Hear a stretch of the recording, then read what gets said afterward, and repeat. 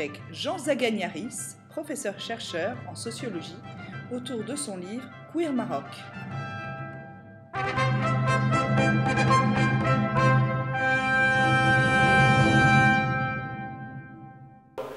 Queer Maroc, je dirais non, quelque part, c'est pas un titre forcément mensonger, dans le sens où le queer s'inscrit, il y a un double sens anglo-saxon. Le queer, c'est ce qui est bizarre, étrange, curieux, et le queer, c'est aussi une stigmatisation à travers laquelle on désignait les homosexuels, à travers l'insulte. Queer, c'était une insulte qu'on adressait à l'égard des homosexualités, des homosexuels, des personnes efféminées, des personnes aussi, des filles qui étaient un peu masculinisées. Et ça, je pense, le livre en est quand même rempli. Alors, je n'ai pas voulu séparer sexualité homosexuelle, sexualité hétérosexuelle. J'ai voulu mélanger tout ça, j'ai voulu les rendre solubles, puisque dans toutes les sociétés, quelles qu'elles soient, ces orientations sexuelles, qu'il ne s'agit surtout pas de penser de manière binaire, sont solubles finalement dans la société.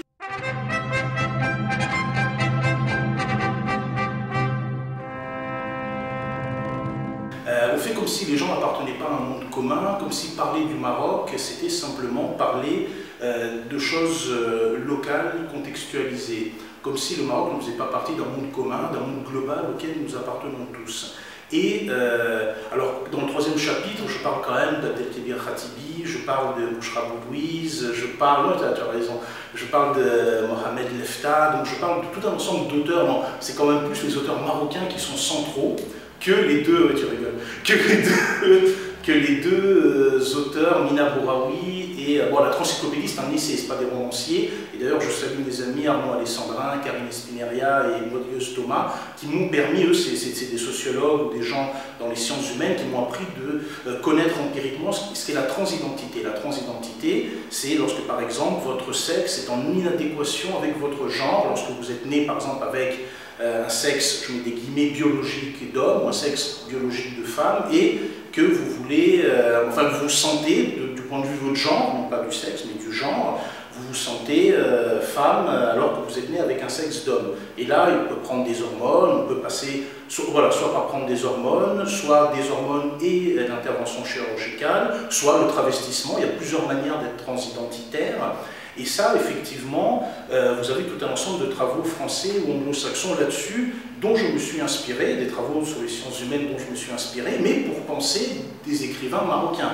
Pour penser Khatibi, qui bien évidemment ne se définit pas queer en 79, ça c'est clair, mais quand même dans le livre du sang, il y a la figure, je mets des guillemets parce que c'est les termes de Khatibi, il y a la figure de l'androgyne, de l'hermaphrodite, et du transsexuel, qui sont trois figures différentes. Le transsexuel, c'est, je mets des guillemets à ce terme parce que les personnes en fait trans ne s'appellent pas transsexuelles, personne transsexuelle, personne qui a changé de sexe.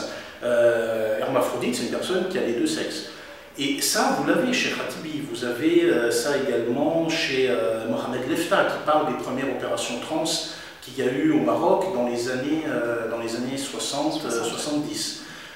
Il y a ça chez Bouchra Boudouiz, qui à un moment parle de femmes qui se sentent androgynes, qui se sentent masculines, parce qu'à un moment elles ne supportent pas justement un asservissement traditionnaliste auquel sont empreintes les femmes qu'elles fréquentent. Vous avez ça chez Abdallah Taïa, et Abdallah Taïa, lui, se réclame du queer. Dans une interview que j'ai fait avec lui, dans un entretien que j'ai pu faire avec lui, parce que c'est un travail sociologique et non pas une exégèse littéraire, Abdallah Taïa, à un moment, dit « le queer, je le connais un peu, je le connais imparfaitement, je le connais un peu, et je pense que le queer nous aide à nous protéger voilà, des délires fascisants qu'il y a aujourd'hui. » Donc, j'ai voulu, alors chez Rita El-Khayat aussi, à un moment, je lui pose la question, effectivement, elle dit qu'à un moment, elle ne se situe pas trop dans ça, n'empêche que dans un de ses livres, sur les métissages culturels notamment, elle parle du queer et elle cite notamment des auteurs queer. Donc ce livre s'inscrit dans une interculturalité, ce qui amène forcément à un moment des analogies, des ressemblances et des interactions.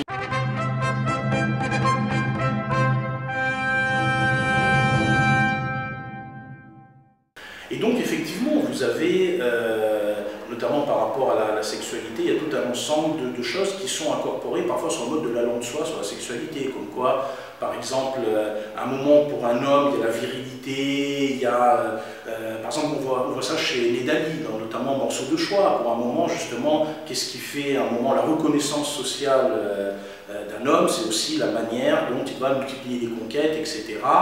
Alors que pour une femme, c'est justement sa pudeur, son honneur. Dans certains cas, pas tous, c'est aussi arriver vierge au mariage, mais dans certains cas, vous avez de nombreux romans pour qui ça ne pose pas de problème, y compris lorsqu'on parle d'un certain traditionnalisme de la société marocaine. Je pense à Nafissa Sbey dans L'amante du Rif, qui déconstruit, vous avez ça dans Souad Baréchar, Ni fleurs ni couronne, qui déconstruit, c'est-à-dire cette tradition je mets des guillemets, cette tradition arabo-musulmane ou cette tradition islamique, parfois on a tendance à simplifier, soit dans les médias, soit, alors pas, mais on a tendance à simplifier, je suis quelqu'un de très gentil, tu sais, on travaille ensemble très longtemps. Donc on a tendance à simplifier en certains médias, voire dans certaines productions intellectuelles, et là la littérature marocaine montre que finalement la tradition est réinventée, que les gens ont un rapport multiple, à la fois singulier et collectif à la tradition. Et du coup, oui, ce que tu dis, je rejoins sur une certaine partie. Effectivement, il y a des structures sociales, il y a des représentations, des sociabilités qui prédisposent à un moment les femmes à telle ou telle adaptation à des contraintes sociales existantes et réelles, mais il ne s'agit pas non plus de gommer la liberté des actrices, les espaces d'autonomie. Il y a les règles du jeu qu'on intériorise, qu'on incorpore en tant que femme dans une société patriarcale et machiste, mais il y a aussi le jeu avec les règles. Et ça, je trouve fascinant la manière dont des écrivaines marocaines arrivent à parler, et parfois en parlant de leurs propres observations, de la manière dont certaines femmes arrivent à jouer avec les règles, renverser de manière directe ou indirecte les rapports de domination, ou bien échapper du moins à certaines contraintes sociales.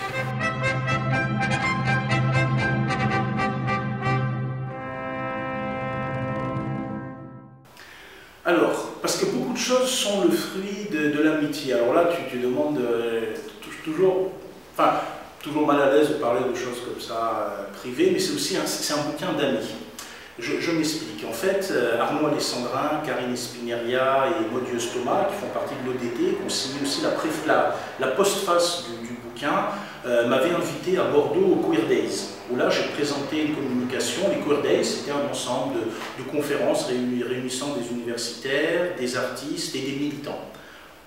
Il y a eu par exemple une conférence au centre LGBT, le centre lesbien, gay, trans et bi de Bordeaux, où Arnaud Alessandrin a présenté quelque chose sur le queer, et Modius Thomas aussi et Karine Spinaria qui ont présenté leurs recherches. Et moi j'ai présenté un texte sur Khatibi, sur la beauté des corps transidentitaires chez Khatibi, Taya et Lefta. Et là, je me suis aperçu, il y avait des personnes trans dans la salle, et je me suis aperçu qu'il y avait vraiment un intérêt à l'égard de mon travail. Voilà, et du coup, Arnaud Alessandrin a parlé de mon bouquin à Jérémy Patinier, qui tout de suite a été intéressé par le projet, alors qu'ici, bon, je n'ai pas eu ces... Alors, je l'ai pu avoir de manière épisodique, mais j'ai pas eu ces contacts, par exemple, tu me diras, j'ai peut-être pas forcément beaucoup de sociabilité dans le milieu éditorial, que ce soit en France ou au Maroc. Mais du coup, pour souvenir des Queer Days, etc., du coup, voilà, j'avais dit à Jérémy Patinier, oui, que j'étais intéressé, mais pour moi, c'était aussi important de publier quand même quelque chose ici. Et du coup, en fait, ce serait comme si la première partie du bouquin était sortie en France, la première partie d'un bouquin beaucoup plus grand. Déjà, celui-là, il fait 376 pages, et j'ai dû enlever des choses, mais il y avait une deuxième partie aussi de ce bouquin qui traite aussi des mêmes thématiques, hein, de la sexualité, des genres et de la transidentité. Et là, cette deuxième partie est prévue au Maroc. Driss Jedal s'occupe de la faire publier au Maroc, parce que moi je m'occupe en plus grande honte très peu de ces questions-là. Et du coup, ça serait comme si c'était un livre du côté des deux rives, un livre qui brise ses frontières, ses fausses oppositions, ce qu'on appelle ces pseudo-chocs, des civilisations qui ont un goût pour moi très très nauséabond. Et c'est comme si d'un côté, effectivement, et pour moi c'était important que ça soit publié dans des milieux LGBT, que je peux soutenir de manière très très amicale. Je pense que nous faisons partie d'un monde commun. Pour moi, l'opposition homosexuelle, bi, hétéro, tout ça n'existe pas.